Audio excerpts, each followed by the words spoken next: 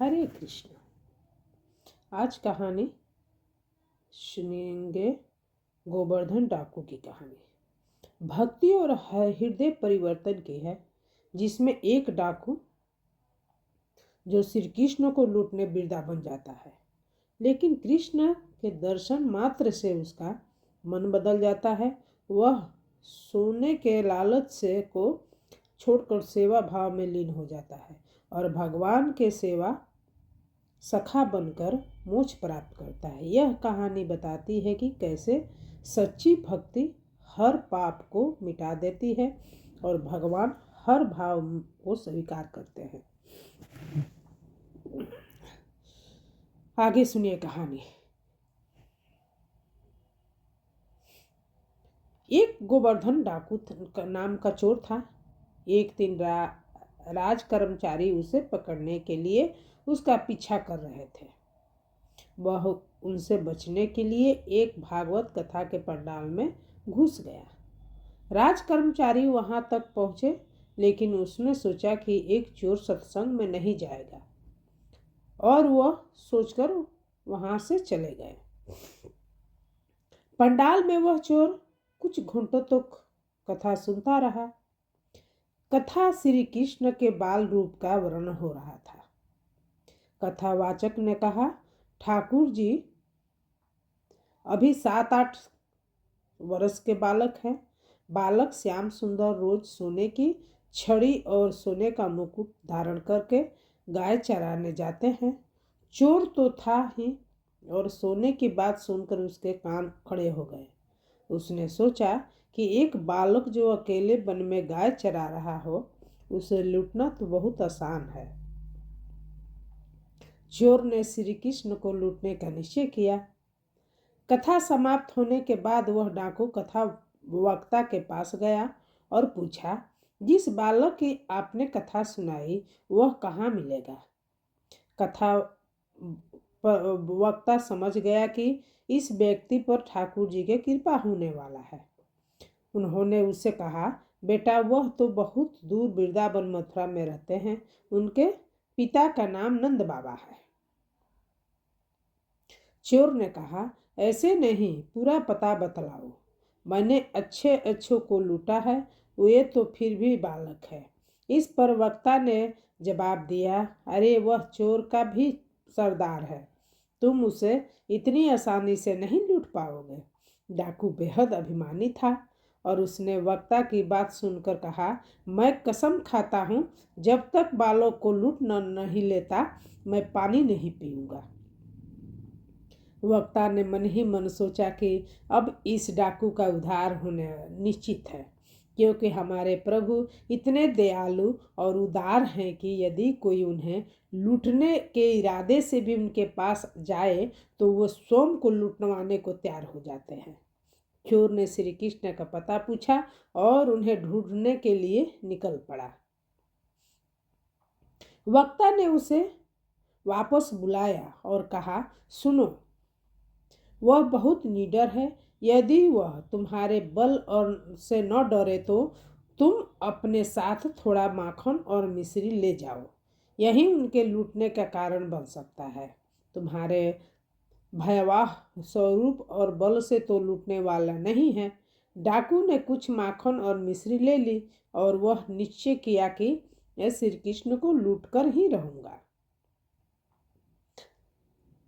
श्री कृष्ण से मिलने की आकांक्षा चोर की यात्रा और कठिनाइयां।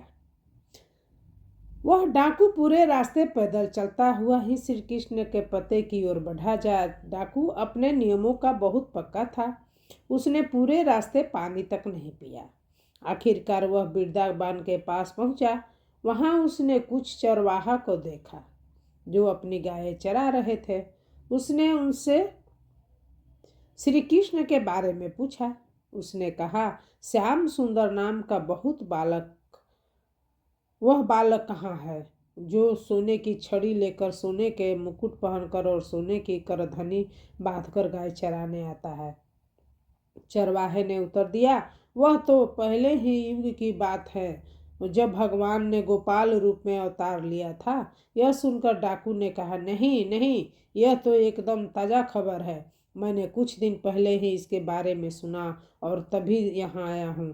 तुम मुझे भटकाओ मत, मैं स्वयं ही श्याम सुंदर को ढूंढूंगा। वह बेचारा भूखा प्यासा कई दिनों से पैदल चला आ रहा था। जिस किसी से भी पूछता वो कहते हैं यहाँ तो बहुत पुराने समय की, ये तो बहुत पुराने समय की बात, कहानियाँ मात्र है। उन सब की बातें सुनकर वह निराश होने लगा और अपने भीतर की भीतर श्याम सुंदर को पुकारने लगा। अब वृंदावन में कोई भी श्याम सुंदर को पुकारे और वो प्रकट न हो, ऐसा हो भला कैसे हो सकता है। अचानक उसके सामने का दृश्य बदल गया। उसने देखा कि बहुत ही सुंदर गाय और ग्वाल बालक अपने सामने आ गए। उन सबके बीच वही श्याम सलोना बालक था जिसके बारे में सोचते सोचते वह वहां तक पहुंचा था। प्रभु ने वे सभी आभूषण धारण किए हुए थे जिनका उसने कथा में वर्णन सुना था।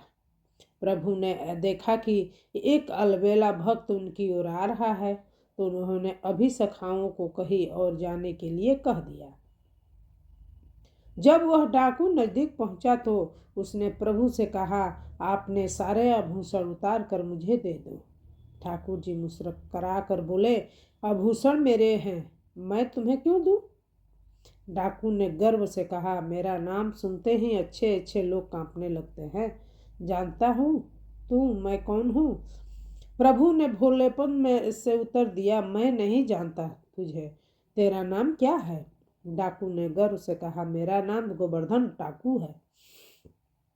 प्रभु मुस्कुराए और बोले, तेरा तो बस नाम गोवर्धन है, पर मैं तो गोवर्धनधारी हूँ। यह सुनकर डाकू को उस कथावाचक की बात याद आ गई कि वह बालक डरने वाले में से नहीं है। श्री कृष्ण की कृपा और डाकू का हृदय परिवर्तन। डाकू ने बहुत प्रयास किया लेकिन प्रभु पर कोई प्रभाव नहीं पड़ा। अंततः उसने हार मानकर कहा, सुनो, मैं तुम्हारे लिए माखन मिश्री लाया हूँ। यह सुनकर ठाकुर जी प्रसन्न हो गए। उन्होंने सोचा कि दुष्ट होने के बावजूद इसने भागवत कथा पर इतना विश्वास किया और मुझे ढूंढते हुए यहाँ तक आ गया। ठाकुर जी ने माखन चखा और मुस्कुराते हुए कहा, तू भी इतने दिनों से भूखा है, ये बचा हुआ माखन खा लो। इसके बाद प्रभु ने कहा, यह सब आभूषण ले जा, मेरी मैया के पास बहुत आभूषण है, वे मुझे नए आभूषण पहना देगी। जब उसने प्रभु के दिया हुआ प्रसाद खाया तो उसके सारे विकार नष्ट हो गए। उसके भीतर की दुष्टता समाप्त हो गई और वह प्रभु की कृपा से बदल गया। उनकी आंखें से आंसू बहने लगे। वह प्रभु के चरणों में गिरकर रोने लगा। ठाकुर जी ने फिर कहा, ले जा ये सारे आभूषण। लेकिन उसने हाथ जोड़कर कहा, प्रभु, मैं आपको छोड़कर यह आभूषण लेके कहाँ जा सकता हूँ। ठीक उसी क्षण उसकी मृत्यु हो गई और वह प्रभु का नित्य सखा बनकर उनकी सेवा में पहुंच गया। उस चोर ने सिर्फ एक संत की बात सुनी कि एक कन्हैया नाम का बालक है जो गाय चरा रहा है और वह उसे ढूंढने चला गया पड़ा। उसने प्रण किया कि जब तक भगवान नहीं मिलेंगे वह पानी तक नहीं पिएगा। और दूसरी तरफ हम हैं, हमारा जीवन धीरे धीरे व्यतीत हो रहा है, लेकिन हम अपने समय और ऊर्जा को भोग विलाप में व्यर्थ कर रहे हैं। जब हम केवल प्रभु को पाने की सच्ची इच्छा रखेंगे तब भगवान हमें तुरंत मिल जाएंगे। हम लोग ज्ञान सुनते बहुत हैं, समझदार बहुत हैं, हमें पता है कि क्या नहीं करना चाहिए, लेकिन भजन न होने के कारण हम उसको अपने जीवन में उतार नहीं पाते।